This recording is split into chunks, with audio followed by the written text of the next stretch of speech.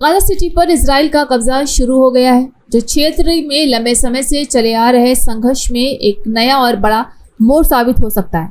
Israel की सेना ने इस शहर में अपना नियंत्रण स्थापित करने के लिए भारी सैन्य अभियान शुरू किया है। मकसद हमास जैसे कट्टरपंथी समूहों की पकड़ को तोड़ना और इलाके में अपनी पकड़ मजबूत करना है। इस योजना के तहत इजराइल की सेना ने गाजा की सीमाओं पर बड़े पैमाने पर ऑपरेशन शुरू किया। इसमें हवाई हमले, जमीन पर घुसपैठ और विभिन्न सैन्य रणनीतियों का इस्तेमाल शामिल है। इजरायली सेना की रणनीति का केंद्र बिंदु गाजा शहर में व्यापक नियंत्रण हासिल करना है, ताकि वहां के बंद सुरंग मार्गों को नष्ट किया जा सके, जिससे हमास को अपनी सामग्री और हथियारों की सप्लाई रोकने शहर के कई हिस्सों को घेर लिया है और धीरे धीरे इलाके को छोटे छोटे सेक्टरों में बांटकर उनमें प्रवेश कर रही है। इजराइल के अधिकारी दावा करते हैं कि वे गैर लड़ाकू नागरिकों को नुकसान पहुंचाए बिना ऑपरेशन को अंजाम देने की कोशिश कर रहे हैं। हालांकि संघर्ष के दौरान नागरिकों की भारी जनसंख्या के कारण क्षति की आशंका बनी हुई है।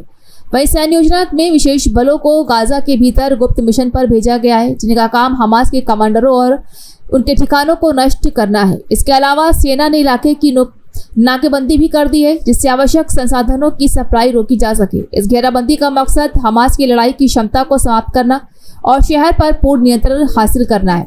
इस अभियान के चलते गाजा सिटी में स्थिति तनावपूर्ण बनी हुई है और अंतर्राष्ट्रीय समुदाय ने दोनों पक्षों से संयम बरतने और शांति स्थापित करने की अपील की है। हालांकि इजराइल की इस योजना को सफलता मिलने पर क्षेत्र में सामरिक संतुलन में बड़ा बदलाव आ सकता है और हमास की पकड़ कमजोर हो सकती है। वहीं संघर्ष से स्थानीय नागरिकों को भारी नुकसान होने की भी आशंका है, जिससे मानवीय संकट और गहरा सकता है। अब ये देखना बाकी है कि इजराइल अपनी योजना को कितना कुशलता और तेजी से पूरा करता है। इसके दूरगामी परिणाम क्या होंगे।